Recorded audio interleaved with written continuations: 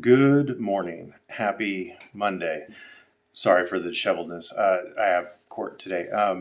So the hearing with Chillie, exactly as I predicted, exactly as I expected it to go. The judge did not dismiss the case. Didn't expect that to happen. The judge did not issue any injunctive relief. The judge is just going to stick with the single order that the parties aren't to harass each other. It's entirely what I expected it to happen. So, great. Chillie's motion for spoliation was denied. He can bring it again if in the future there is spoliation.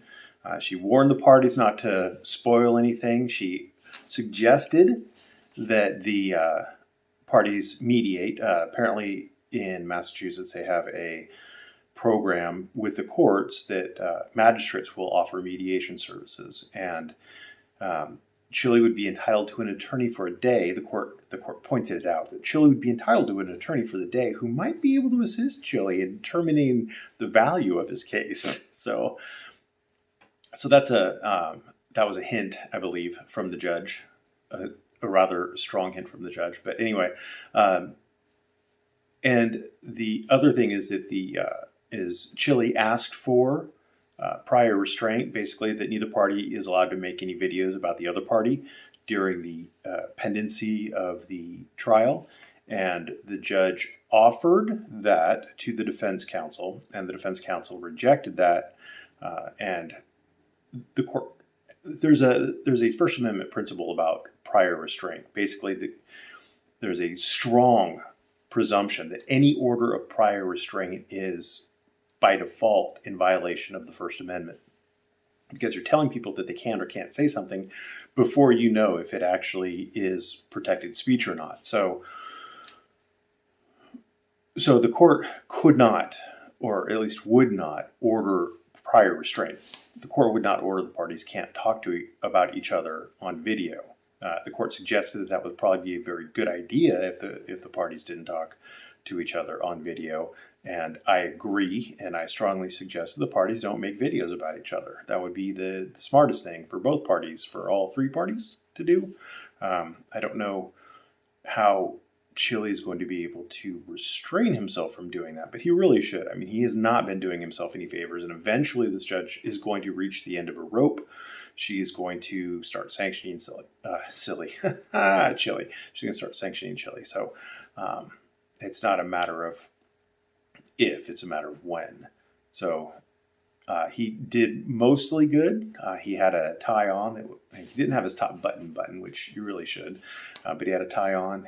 He looked fairly presentable, and the only real, I mean, he opened his mouth when he shouldn't have. He tried to offer evidence to sway the judge when the judge she's a very seasoned judge, and yes, she is a she. I'm sorry that I was saying he earlier. Sue me.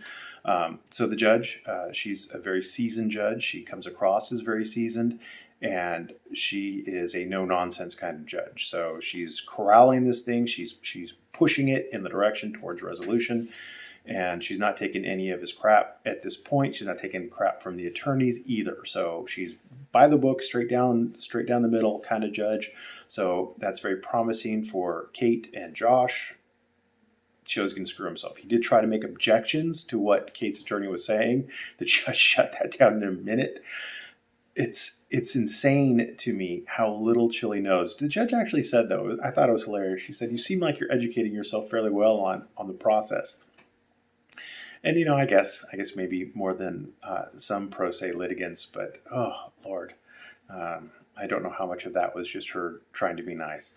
So anyway, that's the current status of the case. The only order that's in effect is the don't harass each other kind of thing, and you got to talk through counsel. Oh, another issue that I thought was interesting, and the court granted it, was they have a local rule. Apparently, it's their local rule 7.1 that the parties have to confer with each other before they file a motion. Josh's attorney suggested that the court relieve them of that responsibility because of the way Chillie can't seem to manage to be civil in an email with attorneys. So It's really weird. Attorneys have an obligation to represent their client. Now, it doesn't matter if the attorney thinks their client's a piece of shit or not. The attorney's going to represent their client. They're going to advocate in their client's best interest,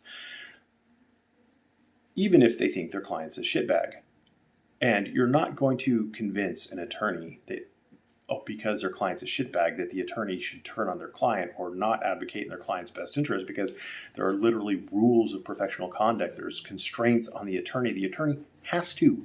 He has to advocate for his client. He has to, regardless of how big of a shitbag he is. Like, think of the worst murderers and rapists and pedophiles in history. When they've gone to court, they've had attorneys advocating for them, because even though they're pieces of shit, they get attorneys. They get the right to representation.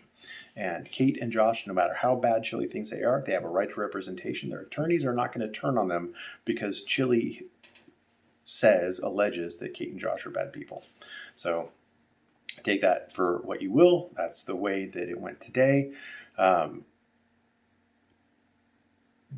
Apparently, Chillie is not going to file his amended complaint until after the other two attorneys file their motions to dismiss. So I would anticipate their motions to dismiss being filed within the next week or two. Probably a week, I would guess. Probably about a week, maybe a week and a half. Well before the 7th, I would assume. They might wait till the last minute, but I doubt that. And then Chillie will, instead of responding, he'll just file an amended complaint. Great.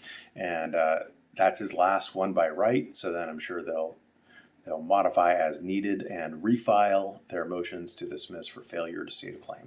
So that's, I think, the way it is. That's, I think, the way it's going to go. And I think I was right. Not bad for a first-year family law attorney. Thanks for watching. Have a great day.